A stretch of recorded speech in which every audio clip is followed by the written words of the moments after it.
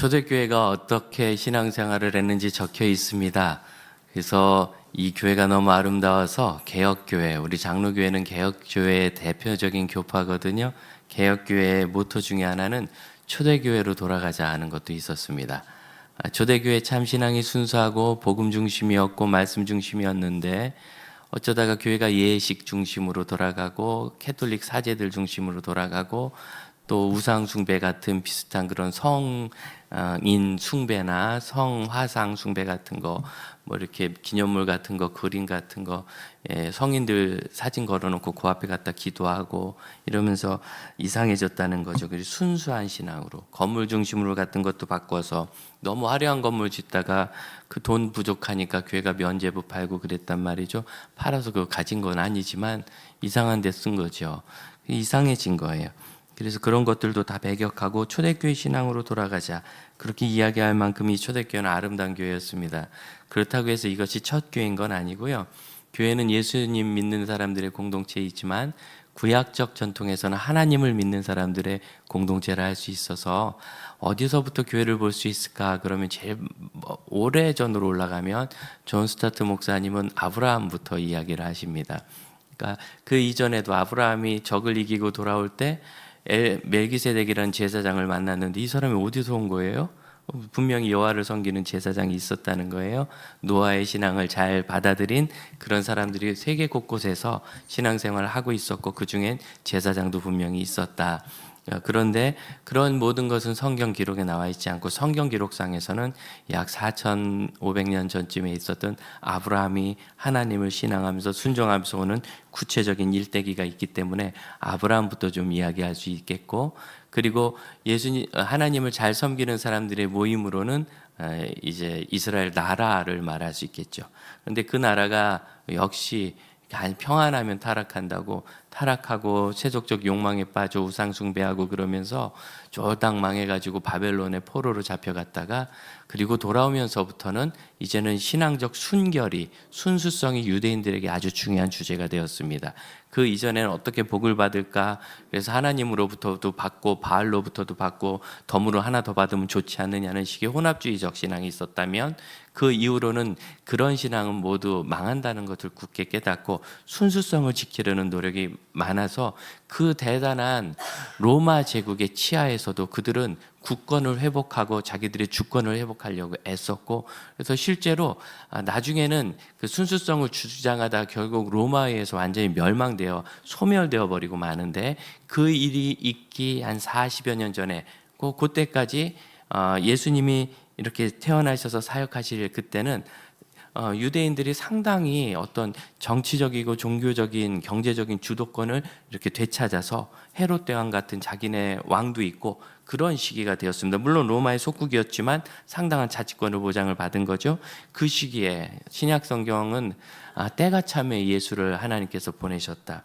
그래서 그 예수가 오셔서 십자가에서 죽으시고 부활하심으로 이제는 구약의 희생제사가 아니라 예수님이 한 번에 죽으셨다 부활하신 제사로 모든 사람이 죄를 용서하셨고, 그렇게 죄 용서함 받은 사람들이 성령 충만하게 되어 모인 초대교회. 그래서 이 사도행전에 있는 현대적인 교회의 원형이라고 할 수 있는 이 초대교회는 갑자기 생긴 공동체가 아니라 하나님을 섬기는 공동체가 예수 그리스도의 복음과 성령의 충만함으로 완전한 새로운 존재로 변화되고 능력을 얻게 된 그 이후의 공동체 역사의 시작이다, 이렇게 말할 수 있겠습니다.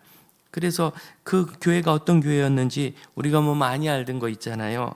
되게 저도 그렇게 설교했고 또 그런 설교와 강의를 들었습니다. 책도 그렇게 읽었고, 이제 보고 들은 대로 하게 돼 있거든요. 그래서 뭘 했는가? 사도의 가르침을 받았다. 그래서 말씀 잘 공부하고 서로 교제하며, 참 교제하는 거 얼마나 좋아요. 떡을 떼며, 이 떡을 떼는 거, 이 떡이 무슨 떡인지 자지간 잘 떼고 오직 기도하기를 힘썼다.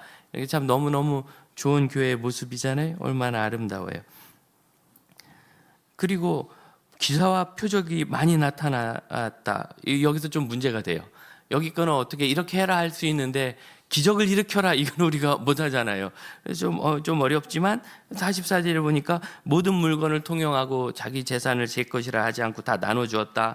그리고 날마다 성전에 모이고 집에서 모이고 기쁨으로 예배하고, 이래서 교회는 이래야 된다, 이런 이야기를 설교자들이 하고 저도 그렇게 들었고 읽었습니다. 그런데 이번에 이 사도행전을 읽다가 조금 다른 뉘앙스를 받았어요. 여러분, 이 본문은요, 교회는 이래야 된다라고 이야기하고 있지 않아요. 다시 잘 보세요. 꼭 이래야 되고 교회는 이렇다. 예를 들어서 고린도 교회는 엄청 싸우고 심지어 선교사 바울도 못 들어오게 했습니다. 그럼 고린도 교회는 교회가 아닌가? 그렇지 않습니다. 또 어떤 교회들은 그 노예와 여러 가지 주인의 문제 이런 것 때문에 휩싸였던 것 같아요. 그래서 오네시모라는 종은 빌레몬이라는 주인으로부터 도망쳤는데 그가 골로새 교회의 중요한 지도자였습니다. 그러니까 이런 모습이 아니고, 여러분, 노예가 있다는 것부터 사유 재산이 상당히 크게 있고 빈부격차가 크다는 얘기잖아요. 그래서 신약 성경은 교회는 이렇게 대하고 이것만 교회니까 여러분 이렇게 하세요라고 말하고 있는 게 아니라, 여러분, 이 말씀 뭐냐면 옛날에 그 교회는 이랬어 하고 자랑하고 있는 거예요. 좋은 교회를 우리에게 보여주고 교회가 이렇게 행복할 수 있다고. 그럼 교회는 이렇게 행복할 수 있습니다. 여러분 계속 읽어보세요. 기쁨, 기쁨, 기쁨. 아주 기쁘고 행복한 공동체를 여기 보여주고 있는 거예요. 여러분, 교회는 예수님이 머리고 성도는 몸으로 모인 예수님의 몸인 공동체인데 이렇게 행복하고 좋은 곳입니다. 우리가 알던 교회가 그렇지 않았습니까? 저는 중학교 2학년 때까지 게임 중독이고 말썽 많이 부리다가 중3 때 예수님 만나서 지금 이렇게 목사가 되었는데, 중3 때 예수님 만나서 교회 가니까 얼마나 좋은지. 여러분, 제가 다니던 교회가 이랬어요. 사도의 가르침을 받아 우리 목사님 말씀 듣는 게 얼마나 좋았는지. 근데 지금 생각해보면 되게 못 가르치셨어요. 뭐 그렇게 옛날 목사님들이 학문적으로 열심히 단련되신 분이 많지 않고, 그리고 대학도 막 어렵게 다니시고, 대학원은 그분은 옛날에 대학원 안 다니셨어요. 옛날엔 대학만 좀 나와도 됐고 그랬기 때문에. 그리고 자료가 많지 않아서 저는 요새 누가 챗 GPT를 써보라고 그러는데 제가 그거 쓰기 시작하면 설교를 걔한테 맡길 것 같아서 굉장히 두렵습니다. 참 좋은 도구긴 하거든요. 이런 것들 인터넷을 통해서 언제든지 어디서든지 좋은 정보를 알 수 있는 이런 좋은 시대인데, 예전에는요, 시골교회 목사님 그저 막 주석 전질 하나 이거 사면 이게 대단한 거예요. 주석 그거 가지고 우리가 그래도 한참 많이 모일 때는 애들까지 한 700~800명 모이는 그런 큰 교회였는데, 시골이라 부목사님 전도사님을 잘 못 모셔요. 어떻게든 목사님 모셔오면 1년 못 채우고 다 딴 데로 가시더라고요. 옛날만 해도 교회를 개척하면 교회가 잘 될 때니까 남의 밑에서 계속 있지 않겠다 뭐 이런 거죠. 그래서 가서 개척도 하시고, 그래서 결국 혼자 사역을 하셨는데, 여러분 일주일에 7일 새벽 예배 혼자 설교 다 하고 인도 다 하시고, 또 시간은 얼마나 이릅니까? 새벽 4시 반에. 그 다음에 수요 예배 설교하시고, 금요 기도회 설교하시고, 주일날 1, 2부 예배 설교하시고, 주일 저녁 예배 설교하시고. 그게 또 끝이 아니잖아요. 신방 또 옛날에 얼마나 많이 다녔어요. 신방 다 다니면서 하고, 뭐 돌예배, 결혼, 뭐 장례 혼자 다 하시고. 그러면 여러분 이 정도 설교하면서 목회하면 주석책에 있는 거 베껴 쓸 시간도 없어요. 오려다 붙여요. 오려다가 얼마나 바쁜지. 그러니까 정말 이해가지 않습니까?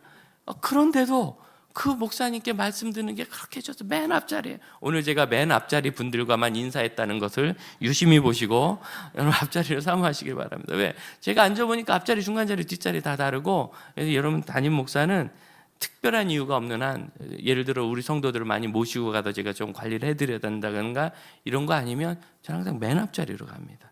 맨 앞자리. 어디 세미나 갔을 때 보세요. 갈 세미나니 무슨 성경 강의 세미나지에 가면 맨 앞자리.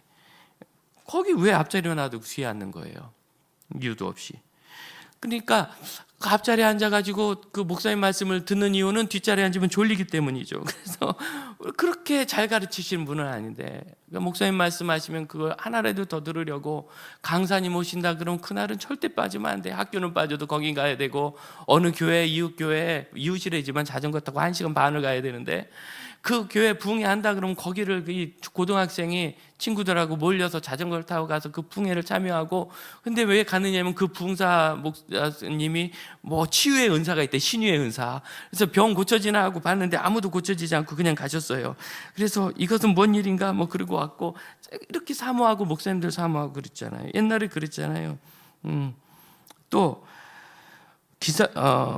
서로 교제하고, 참 그 안에서 만나서 얘기하면, 교회에서 성도 만나면 얼마나 좋은지. 교회에서 만나는 사람 중에 물론 사기꾼도 오시고 이상한 분도 오시지만, 그래도 그런 분들은 가끔 만나면 걸으면 되는 거고 참 좋고, 어디 가서 이렇게 내가 편하게 말씀드리고 인사할 수 있는 곳이 있었는지. 우리가 또 교회 안에서 이렇게 일주일에 한 번씩 오는 분들조차도 일주일에 한 번 만나는 것도 대단하지 않습니까? 제 동생 만난 지 10달은 된 것 같아요. 동생이면 뭐합니까? 10달 동안 못 봤는데. 저는 여러분이 훨씬 가깝습니다. 어제도 보고 그저께도 보고, 요새는 군리치 하느라고 하루에 5번도 봐요. 우와, 자지간. 그렇습니다. 늘 교제하고 떡을 떼며. 여러분, 사실 이 떡을 뗀다는 건 이제 성찬에 대한 표현이거든요. 관사가 붙어 있어요. 그 떡이에요, 그 떡. 그러니까 이거는 예수님이 하셨던 만찬을 따라서 하는 좀 격식 있는 떡이지만, 그거 아니더라도 우리 시골에서 명절에 떡 하면은 가래떡 같은 거 하나씩 가져가지고, 옛날에 시골 그 장작난로였어요. 그래서 거기다 구워서 먹고, 아닌 척 하지 마세요. 여러분 다 그런 초원에서 왔다는 거 알아요. 다 그렇게 살았고, 그거 같이 구워 먹고 하면서, 저는 솔직히 이 떡을 떼는 게 그 떡을 떼는 건 줄 알았습니다. 그리고 기도하기를 힘쓰니라. 얼마나 기도했습니까? 새벽 4시 반 새벽 기도는 말도 아니고요. 부흥회하면 새벽 4시에 부처 모이고, 오전에 뭐 직장 대개 자매들이 그때는 안 갔으니까 남편들만 직장 가고, 오전에 모여가지고 10시부터 부흥회하고 또 기도하고, 저녁에 뭐 일찍 저녁 먹고 와가지고 5시부터 기도하고 기다렸다 7시에 부흥회하고 그랬잖아요. 철회하면 밤 9시쯤 모여가지고 혼자 기도하다 10시쯤 되면 이제 권사님쯤 되시는 분들이 우리 찬송합시다. 그럼 모여가지고 박수 치면서 2시간씩 찬송 부르다가, 또 10시 2시 되면 또 막 기도하고, 또 단체 기도하고 갱 기도하다 3시쯤에서 잠깐 자고 4시에 일어나서 얼른 가서 세수하고, 또 4시 반에 새벽 예배 일어나고, 이러면 그랬잖아요. 우리 참 오로지 기도하고, 사실 기도 말고는 할 수 있는 것도 없었고, 사회적으로도 너무 맡긴 게 많아서 할 수 있는 것도 없었고. 그러다가 금요일 기도할 때는 어땠어요? 금요일 기도할 때는 또 더 많이 모이니까 1시쯤 되면은 다 같이 쉬는 시간에서 국수 삶아 먹고 막 그랬잖아요. 그때 먹은 국수가 얼마나 맛있었습니까? 아니, 여러분들은 다 어렸을 때 교회 안 다녔어요? 왜 이렇게 낯선 표정이에요? 별로 오래된 이야기가 아닙니다. 이게 얼마 안 됐어요. 우리 교회는 이런 교회였습니다. 사도들로 말미암아 기소와 표적이 많이 나타나는데, 우리 교회 안수 집사님이 그 괜찮은 시골 그룹의 이사쯤 되시는 분이었는데, 갑자기 암이 걸렸다고 서울로 원자력병원으로 가신 거예요. 옛날에 암 걸린 사람도 없었어요. 왜냐하면 암 걸리기 전에 다 돌아가셔가지고, 예순 되시기 전에 다 천국 가셨으니까. 그리고 암이 걸려도 암인지 몰라요. 그냥 아프다가 뭐 소화가 안 돼요 그러다가 여기 혹이 났네 그리고 돌아가셨어요. 그리고 혹으로 돌아가셨다 그랬지 암인지 몰랐어요. 그게 암인 줄 알려면 그래도 좀 집이 살아서 시골이지만 병원에도 가가지고, 서울에 큰 병원 가자면 큰 병원 갈 수 있는 경제력 있는 분들이 큰 병원 와가지고 큰 병을 알게 된 거죠. 암. 그래서 거기 입원했대는데, 세상에 이 시골교회에서 어떡하나 하고 목사님이 얘기하고 성도들이 울면서 기도하고, 사실은 저하고는 별로 친하지도 않은 분이었는데 암 걸렸다니까 되게 불쌍하더라고요. 울고 암을 아주 공포스럽게 봤어요. 전혀 모르니까. 그런데 그분이 한 달 만에 나와서 왔어요. 암 말기였는데. 그 얘기를 들어보니까 간증을 하시는데, 오늘 아진이 형제처럼 제가요 이러면서 간증을 하는데, 시골이라 간증도 얼마나 못하는지 몰라. 이 형제는 공부하는 사람이라 참 말도 잘하는데 얼마나 빠른지 천천히 좀 하라니까. 예. 그래서 얘기를 하지만 그 잘 못하니까 얘기하는데 꿈치럭 하면서 하시는데, 어느 날 한 달쯤 됐을 때 밤에 막 밤새 화장실 갔는데 밤새 핏덩어리를 이렇게 혈변을 봤다는 거예요. 그래가지고 이렇게 이제 드디어 죽는구나, 암으로 죽는구나. 다음날 다 나은 거예요. 3일 동안 다시 사진 찍고 또 검사하고 또 검사해가지고 다 나아서 그냥 멀쩡하게 왔어요. 그래서 기소와 표적이 막 이렇게 일어나고. 우리 교회도 그랬잖아요. 우리 교회도 우리 일대 목사님 사모님, 제가 그 중환자실에, 세브란스 중환자실에 갔는데 정말 사람이 이렇게 처참하게 되는구나. 바늘을 얼마나 많이 꽂았는지 온 몸에. 그리고서 이렇게 누워 계시는데 의식이 없으시니까, 아마 의식이 있으셨으면 저 나가라고 내쫓았을 거예요. 창피하다고. 그런데 가서 나왔더니 유족들까지, 유족이 아니지 가족들까지 있는데, 의사가 가서 좀 준비 좀 하시라고. 못 살린다는 거예요. 그래서 노예 목사님들도 다 돌아가신 줄 알 때 우리 2층에다, 옛날 2층 저 공사하기 전에 거기다 자부동 옛날 얘기하니까 방석 이렇게 깔아놓고 거기 앉아가지고 릴레이 기도하고 울고 기도하고. 그래 이제 3일 지나는데 하나님 살려주신다는 확신이 있어요. 폐혈증이 와가지고 이미 안 된다 그랬었는데, 그래서 그 따님하고 통화하면서 하나님 살려주실 거니까 걱정하지 말라. 목사님 머릿속에 500원짜리 동정만한 무언가 있더래요. 시커먼 게 나온대요. 이건 100% 종양입니다. 그런 상태에서는. 그래서 500원짜리만 한지 5만 원짜리만 한지 자식은 하나님 살려주실 거니까 기도하자고. 저를 좀 이상하게 느끼더라고요. 근데 하나님 살려주셔가지고 석 달 만에 그때 쌀 3말로 떡해 갖고 오셨잖아요. 장지교회 교인들이 기도해 줘서 살았다고. 그 떡 드신 분은 회개하고 기도 열심히 하시기 바랍니다. 떡 먹고 잃어버리지 말고. 떡을 뗐네 그때도. 기사와 표적이 일어나고. 여러분, 이 본문은 교회가 이렇게 역동적이고 행복하다는 걸 가르쳐 주는 거지, 이래라 뭐 모여서 공부 좀 해라, 날마다 예배 좀 드려라, 기도 좀 해라, 잔소리하는 본문이 아닌 거예요. 우리에게는 교회가 소망입니다. 교회는 아름답습니다. 그럼 뭐 제가 다닌 시골 교회는 뾰족하게 대단한 교회였나? 뭘 뾰족하게 대단하긴 하겠어요. 뭐 매도 맞았어요. 교회에서 옛날엔 선배들이 후배 끌어다가 화장실 뒤에서 패는 게 또 정이었잖아요. 네. 그래서 제가 그 선배 보면 피해 다녔어요. 왜? 내가 읽은 성경에서는 때려라 이런 건 없는 것 같아. 사랑하라만 있고, 그 형이 뭔가 잘못된 것 같아서 피해 다녔어요. 네. 그리고 또 어떤 때는 저 1년 영이제를 부르더니, 야 임마 멍청아, 목사님 하자는 대로도 다 하면 안 된다. 너 임마 공부도 하고 네 일 챙겨야지. 그렇게 하면 너 안 된다 막 이렇게 얘기하고, 또 제 친구 누구는 야 그거 다 목사님 자기 빛나고 광나는 일도 끌고 다니면서 하는 거지, 너한테 뭐 생기는 게 뭐 있냐. 또 그 다음 주에 또 불러가지고 야 아무개 권사님이 너 집도 없는 애라고 뭐 그러더라. 저한테 왜 맨날 교회에서 자니까 솔직히 집도 없긴 없었지. 그리고 그 다음에 뭐 갔더니 나 이제 목사님이 밥 주는 거 안 먹는다. 그래. 왜? 오늘 밥 준다 그래서 갔더니 눈 그지냐, 왜 여기서 밥 맨날 먹냐, 집에서 안 먹고 이랬다는 거예요 목사님이.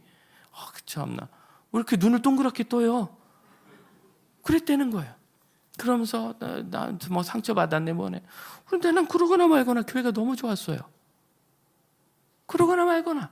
그런 분들이 그러는 게 있고 그런 분들이 저러는 게 있고. 제가 거짓말하는 거 아니에요. 김미경 집 권사가 그때 중학생 했으니까 물어보세요. 저 사람 모교예요. 저 사람 모교예요. 아닌가 사실인가 물어보세요. 그랬대거나 말거나. 오늘 부르더니 갑자기 곡괭이를 하나 들고 땅을 파래. 땅을 잔뜩, 제 머리 2개 될, 고등학교 때 제 2길 되도록 팠어요. 화장실 만든다고. 그런 걸 뭐 포크레인 시골에서 있습니까? 그냥 애들 몇 없으니까 남자애들 와가지고 교대로 곡괭이를 해서 제가 좀 해요 이걸. 이게 기술이 필요합니다. 손목힘도 있어야 되고, 안 그러면 큰일 나요. 파고. 그래 너무너무 행복했어요. 그 청소할 일 있으면 토요일마다 모여서 청소하고 너무너무 행복했어요. 여기보다 뭐 대단히 나은 게 아니에요. 매도 맞았을 뿐만 아니라 추행도 당했어요. 교회 어른 한 분이 어느 날 예배당에서 자고 있는데 꽉 그랬더니 뽀뽀를 하는 거예요. 미친놈이. 더러워 죽겠어. 아직도 내가 더러워요. 미투를 한번 할까. 여러분 대단한 좋은 교회여서가 아니라, 여러분 우리 교회에 비하면 비교할 수 없이 낙후되고 비 훨씬 세고, 여러분 우리 교회 물 새는 건 새는 것도 아닙니다. 여러분 정말 실시간으로 비가 떨어지는 걸 봐야 이게 물이 좀 샌다. 막 곰팡이, 이건 곰팡이 아니에요. 정말 벽을 까맣게 덮은 걸 봐야 이게 페인트인가 곰팡이인가 이렇게 하는 거지. 엄청나게 낙후하고, 뭐 말씀이든 예배든 뭐 정상적으로 잘 안 되고, 거기서 끝이 아니에요. 반년쯤 지났을 때 교회에 갑자기 목사님이 둘이 된 거예요. 새로 목사님을 모셔왔는데 노회에서 목사님을 또 일부러 보냈어요. 그래서 둘이 되니까 그렇게 평상시에도 사이가 안 좋던 성도들이 유난히 더 안 좋아져가지고, 한 200명 성도 중에서 105, 60명 되는 분들이 한 분 따르고, 한 30명 되는 분들이 한 분 따라서 막 둘이 서로 싸워가지고 법원에 고소를 했다는 거예요, 상대방 목사를. 그래서 어느 날 부르더니 야 의자를 내려. 예배당 2층에 있는 의자를 1층 교육관에서 다 내렸어요. 이런 긴 의자를. 왜 내려요? 이제 우리는 2층 못 가. 고소를 해서 그 목사님은 2층을 쓰고 우리 목사님은 1층을 쓰게 됐대. 왜 우리 목사님인지는 몰라요. 그냥 나를 그쪽으로 붙였을 뿐이야. 저쪽으로 붙였으면 그분이 우리 목사님 되는 건데.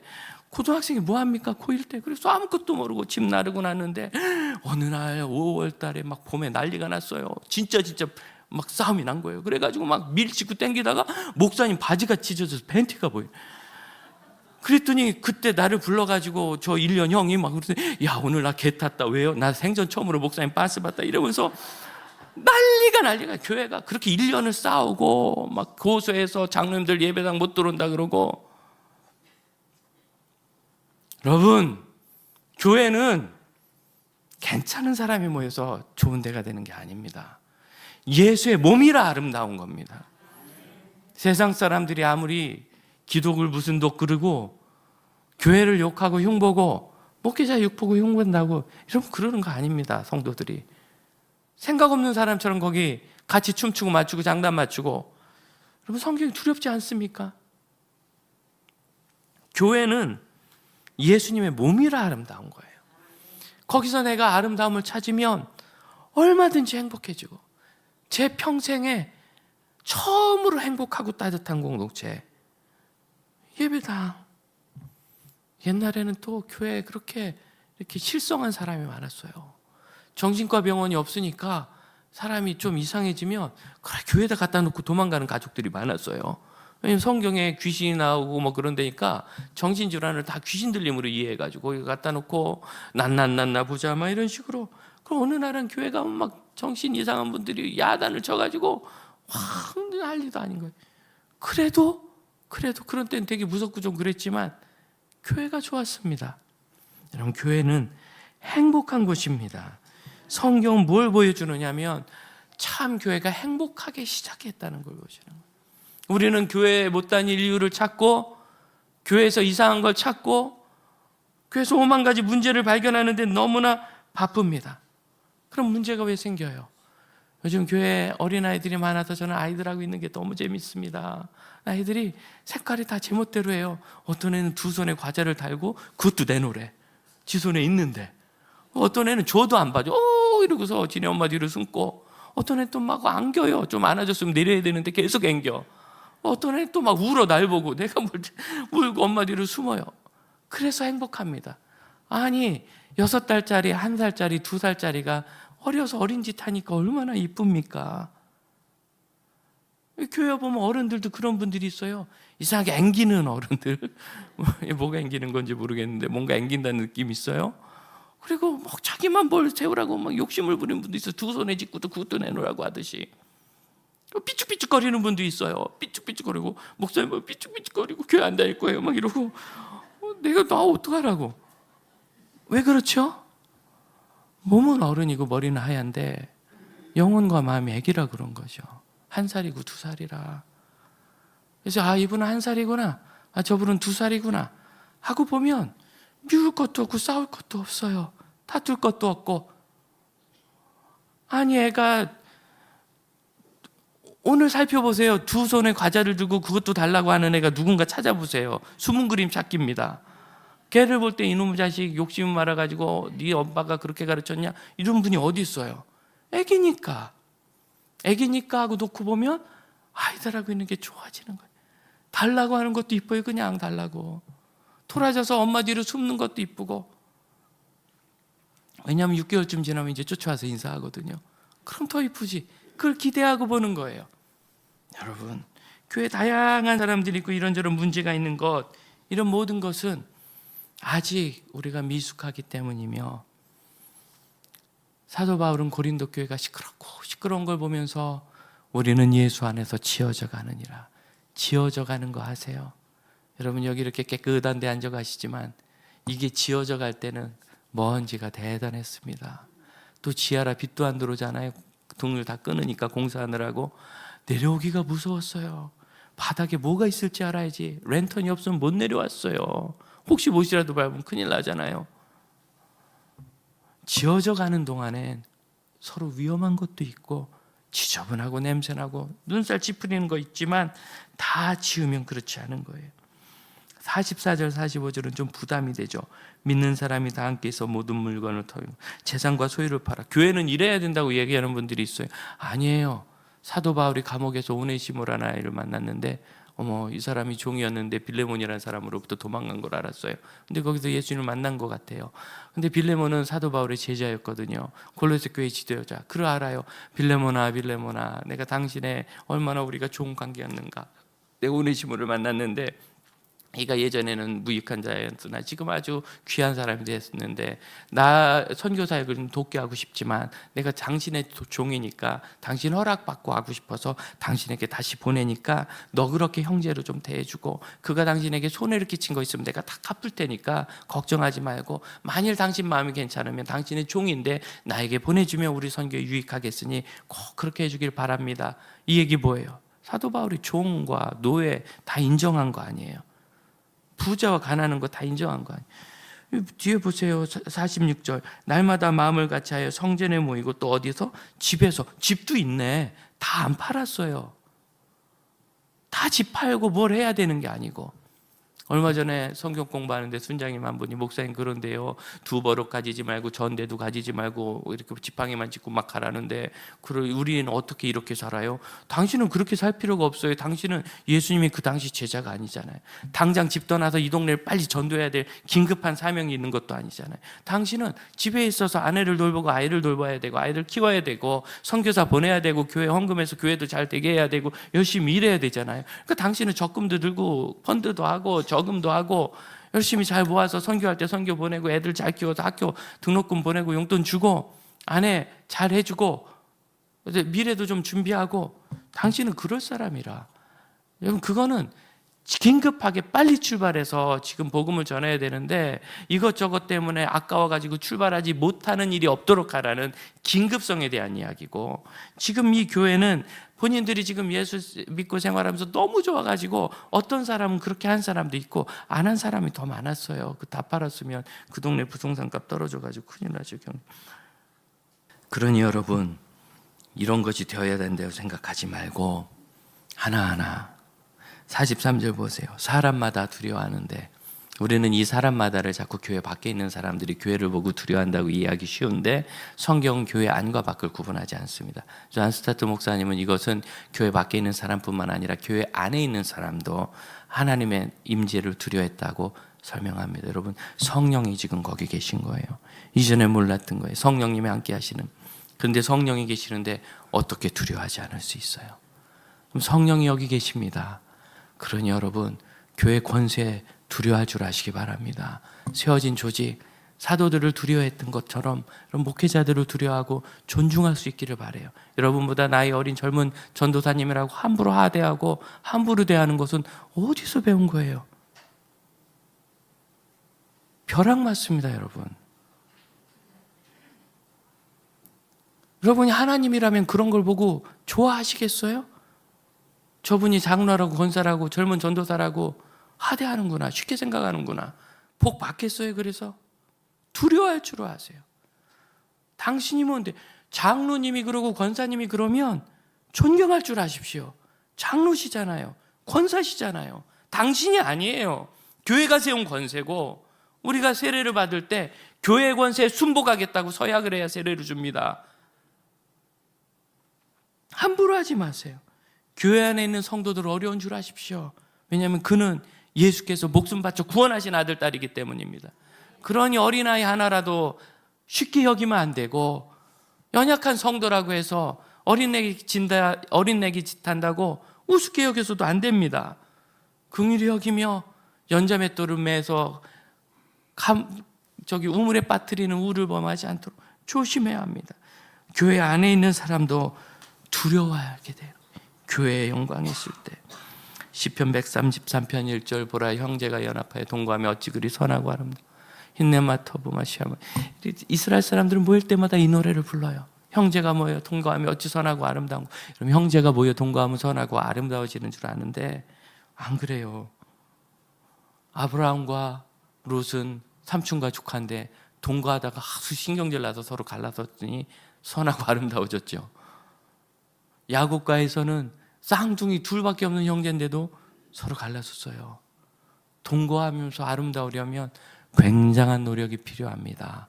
그것은 내 입장에서 노력입니다. 그래서 요셉과 11명의 형제들은 동거했을 때 아름다웠던 거예요. 요셉의 일방적인 노력이죠. 요셉의 일방적인 노력. 루벤의 변화나 유다의 변화가 아니었습니다. 요셉의 노력이었습니다. 참 좋은 믿음의 사람들이 교회 안에 참 많은데, 영적 예배를 드리는 것은 내 자신을 제물로 드리는, 내 자신을 불태워드리듯이 내 자신을 희생하고 낮추고 없애서 하나님의 뜻을 이룰 때 가능한 일입니다. 교회 자격을 따지지 맙시다. 교회는 아름다운 곳입니다. 여러분, 예수님의 자격을 따지는 것과 똑같은 거예요. 교회 자격, 교인의 자격을 따지는 것. 우리는 교회를 존중할 줄 알고 사랑할 줄 알 때 거기서 진짜 행복을 배울 수 있는, 전 너무너무 행복했고 지금도 행복하고 앞으로도 그럴 것 같습니다. 여러분도 그러십니까? 행복한 교회가 되시기를 축복합니다. 공동체가 되시길 바라요. 우리 찬양합시다. 우리가 교회 안에서 아름다운 공동체가 되기까지 우리는 서로를 세우고 함께하는 일에 헌신해야 합니다.